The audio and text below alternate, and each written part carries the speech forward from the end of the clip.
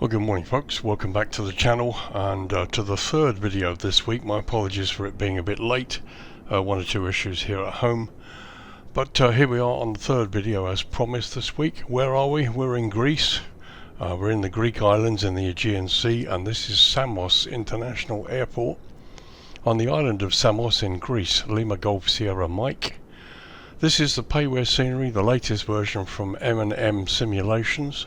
And you're looking at version 1.0.1 for the PC version of Flight Simulator 2020. There is a version for Flightsim 2024 as well. The download comes in at 432 meg and it stalls at just over a gig, 1.01 gig. It's currently available from a variety of vendors. You can get it from SimMarket, from Orbix, Flightsim.To, Contrail and Airsoft. At the moment there's a 15% discount at Contrail, at the Contrail shop, and I'll give you the Contrail price. So, Contrail price €16.64, which equates to $19.47 US, or £14.35 UK. Now all of the prices above are estimates taken from the UK pound, and I've included tax and VAT at 20%, which of course may vary depending on your country of purchase. In the Contrail shop they show the price without VAT or tax, so I've simply added that price, or added the tax at 20%, which brings it out to £14.35, and I've simply taken that price and equated the euro and the US dollar. So those are the pretty rough prices that you will get at the moment. This is quite an impressive development, to be honest. I'm also told it looks a lot better in 2024, so if it looks this good, well, you know, brilliant. Okay, so let's look at features.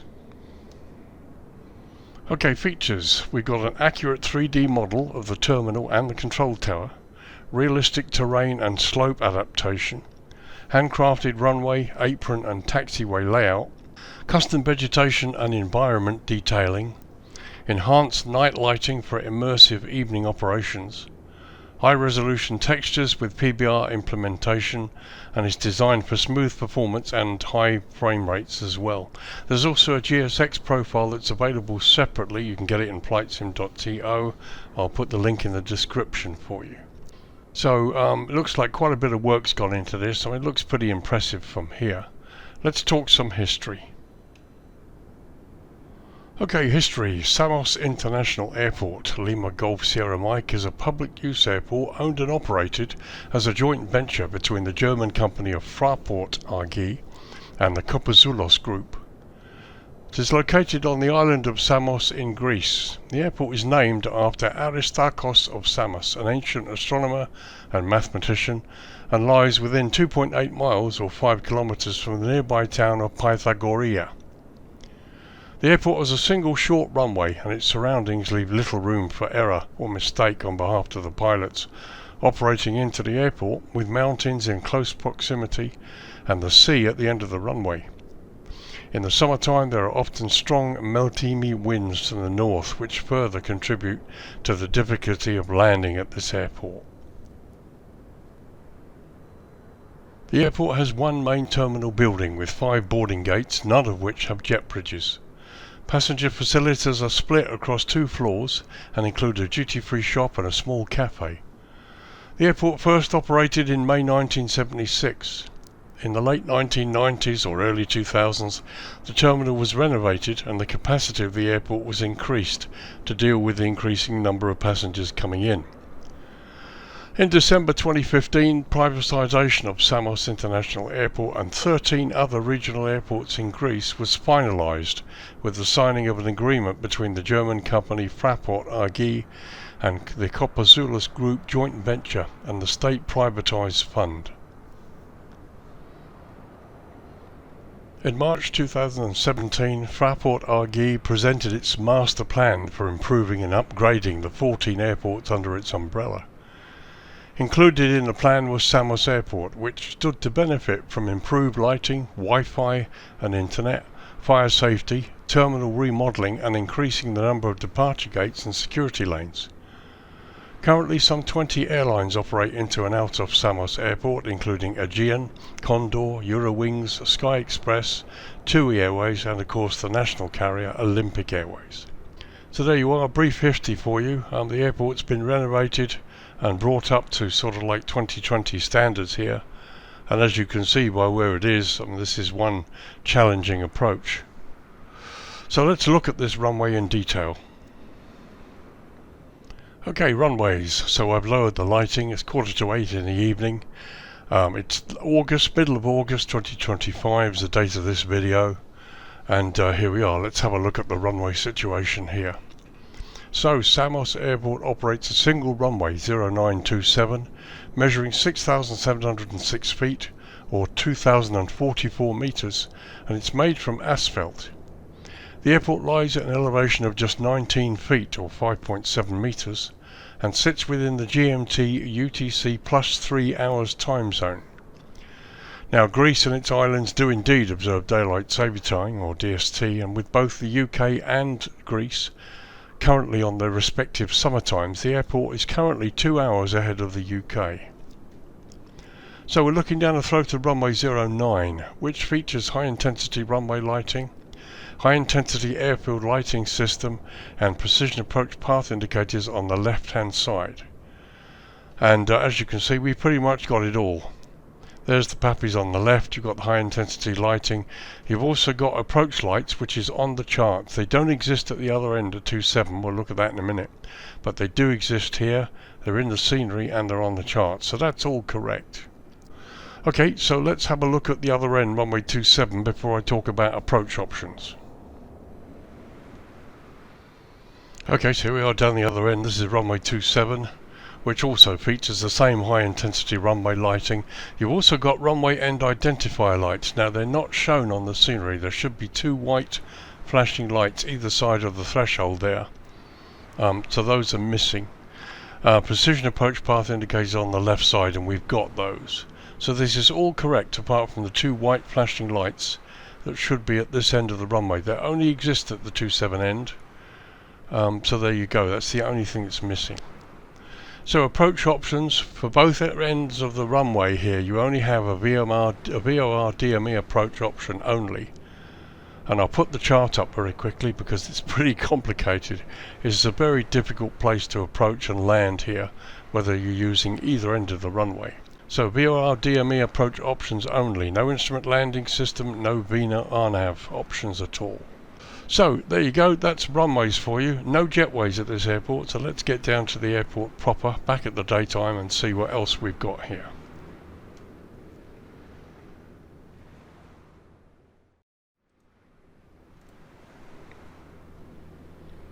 Okay, so welcome back. Before we start, I'm just going to quickly show you the VOR DME approach chart, which as you can see is pretty impressive. You're going to need some skill to be able to make this approach. But there you go, that's the chart currently. It's the Jefferson chart dated 5th of July last year from Navigraph, just to show you the actual approach chart. There are plenty of videos online as well showing you approaches into this airport, and you get to see just how challenging it is. So we're going to start from the 27 end, which is where we are at the moment, and we'll go airside east to west. So looking at the runway, you can see it's really bleached white. It is asphalt, but it's bleached white by the sun. Obviously this is pretty hot place in the summer. So here's airside, all nicely done. There's the fire station down there. There's the main terminal. And there's my aircraft parked on stand 8. Pity that fire engine's going to go through the tug there, but there you go. And here's the western apron, got a couple of default aircraft on it. As you can see, it's quite a good representation. Looks pretty nice. You've got the airfield fence line as well that goes all the way around the airport. So we go across the fence line. Let's have a look landside, just a brief tour across the top here.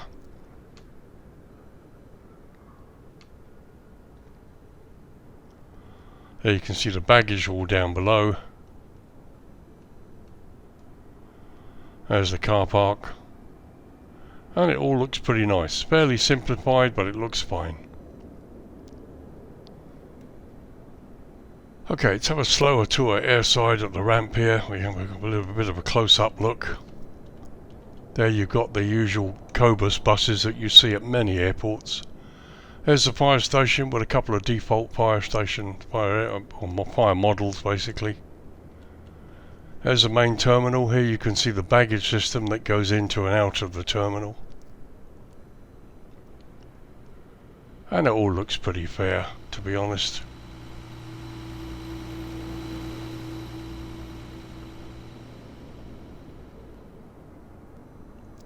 Yeah, no complaints at all really, looks fine. Okay, a couple of close-up shots around the ramp, which is what you guys really want to see.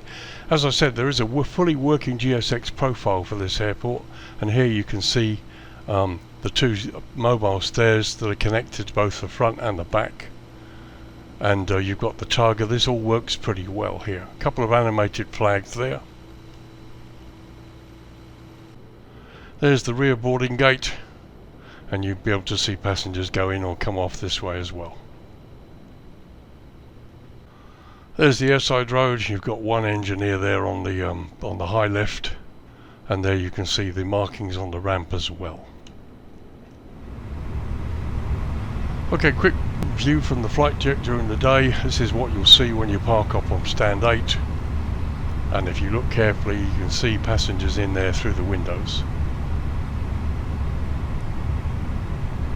There's the captain's side, and looking through the first officer's window.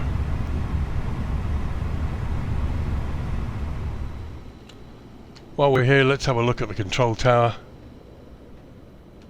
As you can see, it is modelled and there is a controller in there too. Let's have a quick look.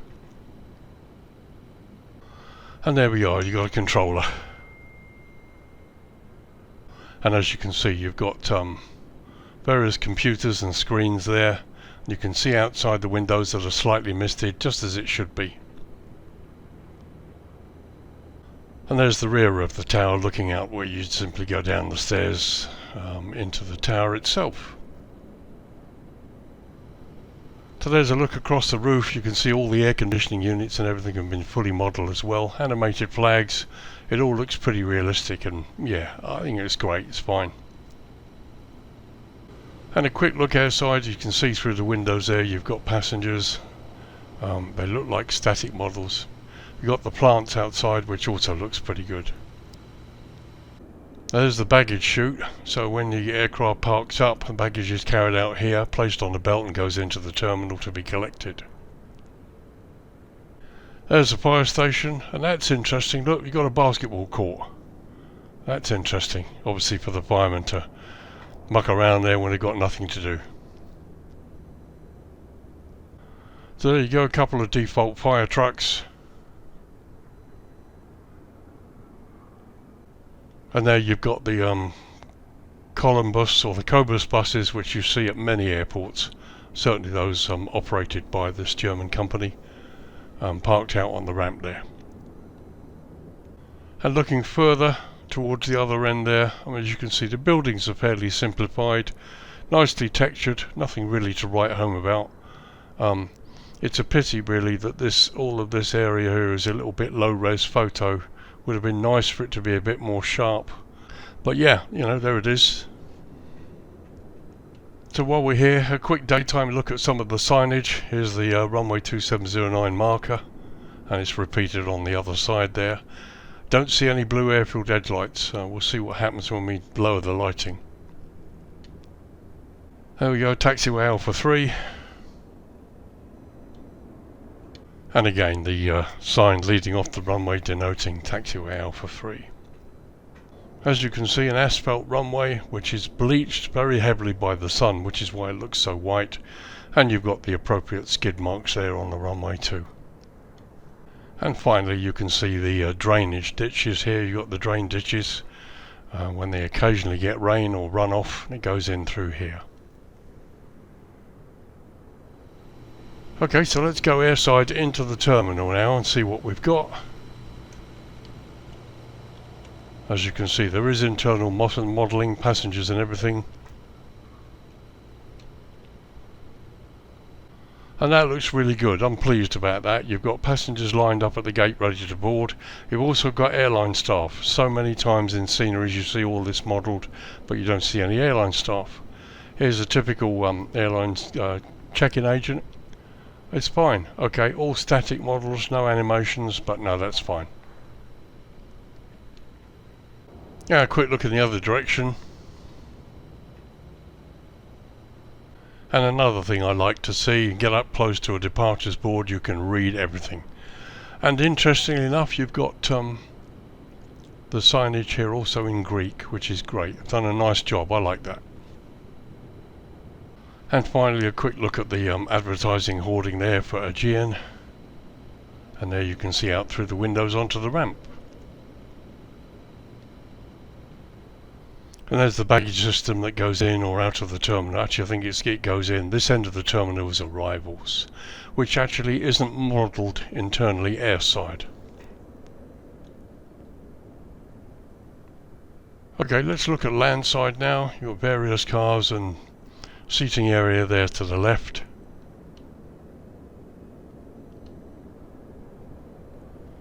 And there you can see landside arrivals has been modelled. We'll have a look in a minute. The only thing that's missing really here is just vehicles and people waiting outside. And there's the baggage hall as well at the other end. And as you can see, various seating areas. There's the flags on the building there, landside. Here's your car park. And along here you've got the main entrance coming into the airport itself. And here you can see the ground has been nicely modelled in 3D. It really should have done the same thing airside on the main ramp, in my opinion. But maybe that's something it might do later on. Okay, we've got cars floating off the ground here, so there's a bit of an anomaly here with the terrain, which probably needs looking at. As you can see, they're all floating off the ground, so that needs to be looked at.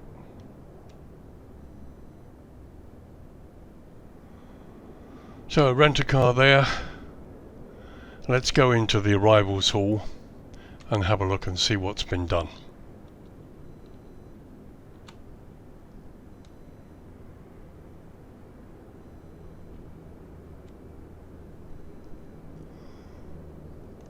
I mean, all in all, it looks nice. It's very simplified, but yeah.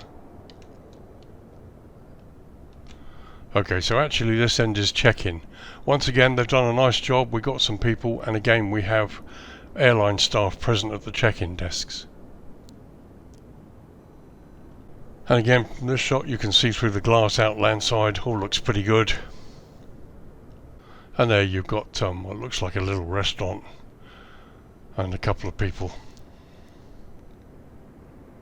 Various signs, doors, things to look at.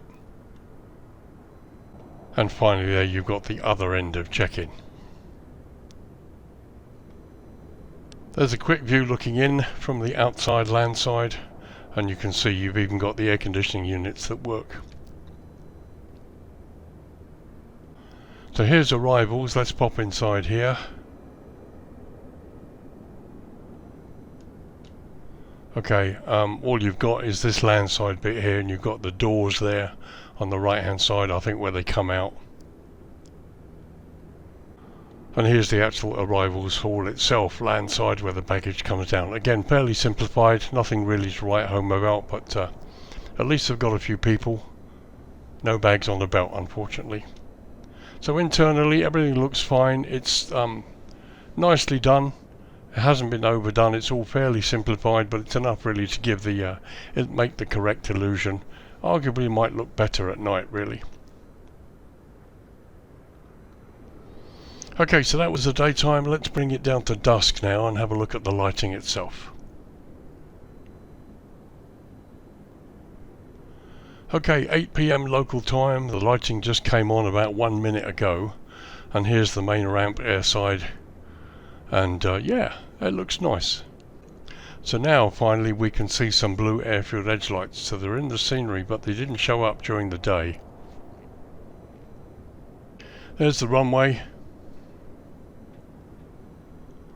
So there are the blue airfield edge lights, which show up now, but they actually weren't there during the daytime.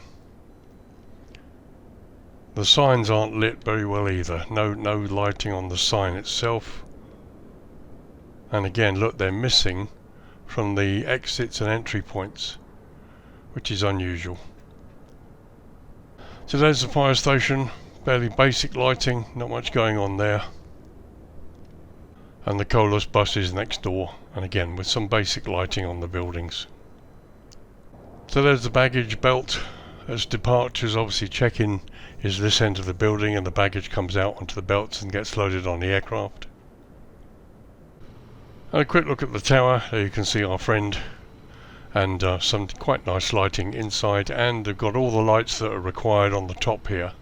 Many of the sceneries where they do the control tower don't always have the lighting on the top, which is required. There you can see the airport sign lit up, and you can see inside through the glass you've got lighting inside the building as well. And while we're on the subject, there's the view from inside the aircraft looking out as you landed in the evening. View from the captain's side, and looking out across the first officer's window. Okay, just a couple of views here at airside. Now I spawned directly from the menu, and this is where the aircraft's ended up. It's almost on the centre line, and it's almost on one of the marks, which I think is good enough, because as you can see, at least the stairs have come up to the aircraft correctly, so that's not an issue, should be fine. And a quick view looking back at the aircraft along the airside road. And here at the very end of the building, on the other side, this is what we can see here, airside. And there in the distance you can see the baggage goes in on that belt for the arrivals end of the building. So a quick tour landside. So we've got appropriate lighting. All looks pretty good, to be honest. Again, you can see inside the terminal there's sufficient light. Would have liked to have seen a few more people, maybe some taxis out here landside. It all looks a bit dead out landside. But no complaints about the lighting, all looks pretty fine.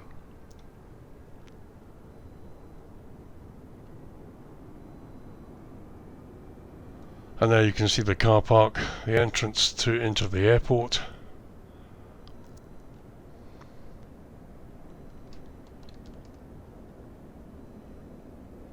And again, we have the appropriate lighting, which looks great.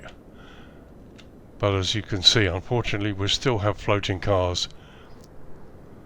So a quick look at the very eastern end, where you've got this additional parking. Here we get to see some globes floating around now, unfortunately. But no, I mean, the airport looks great. You've also got ships, cruise ships out there. I don't know if they're part of the scenery. Nothing mentioned in the features.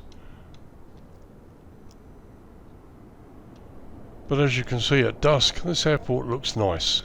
It's another airport that comes to life a bit. And interestingly enough, you can see blue airfield edge lights here, but not on this taxiway here.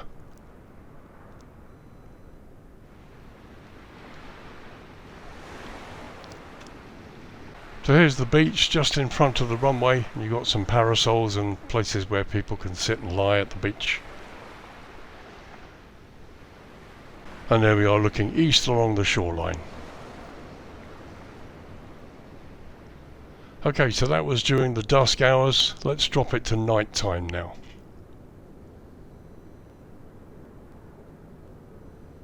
Okay, 10 PM local time, and night is thoroughly upon us, as you can see. So we've got plenty of lighting on the ramp area. Doesn't look too bad at all, to be honest. There we are looking up the runway. No centre line, so it's going to be fun. I mean, I wouldn't attempt this approach at night time. And they're looking east towards the town. A quick view out the first officer's window from inside the flight deck. This is what it looks like at night time. To be honest, it's not bad. Not bad at all. So we've got basic lighting on some of the signage. As you can see, they do appear to be glowing in the dark, as it were, but no real lighting as such.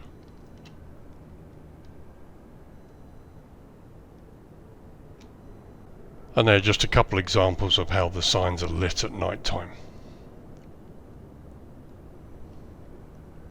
Okay, quick look across the airside ramp. Not going to go mad, you've seen it all before. But yeah, it looks fine. The light looks a bit brash as you get into this area here. Almost like it's a bit overdone, but that's fair enough. There we go across the front of the terminal. All looks fine, to be honest.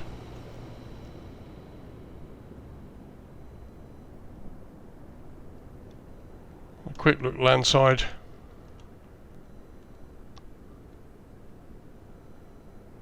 Oh, it looks fine. Looks okay.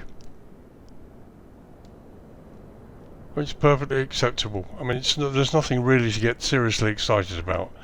But they've done a nice job. And yeah, it looks great.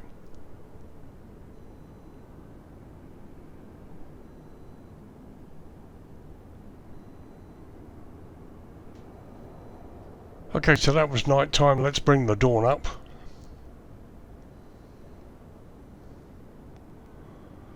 Okay, 6:55 in the morning, and there you can see the glow on the buildings and the mountains there nicely lit up behind us. We're looking out across the bay, and you've got the city over there and the various cruise ships.